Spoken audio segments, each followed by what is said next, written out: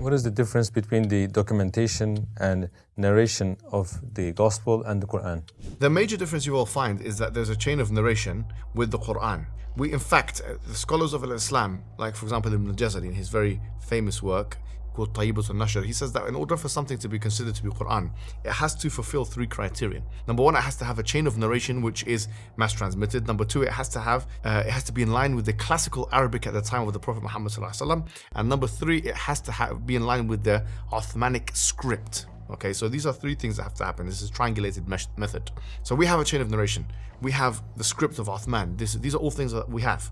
We have the language of the Arabic language of the Fusha, the classical Arabic has been preserved. Okay, so these three things are there. With the Gospel, you have a 100-year gap, effectively, anything between 80 to 100 years, without attestation or any link between Jesus and these anonymous people who purportedly witnessed Jesus Christ.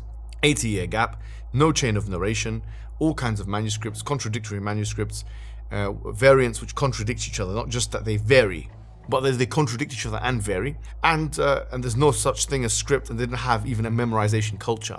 And it was a hodgepodge of different languages. I mean, you had Greek and Aramaic and hodgepodge of different languages. And the Old Testament has Greek translations to Hebrew. So you had the Septuagint, for example, is a translation in Greek. They use it to inform a Hebrew translation. So there's a translation element. All of that is completely absent and completely different to the Islamic preservation method.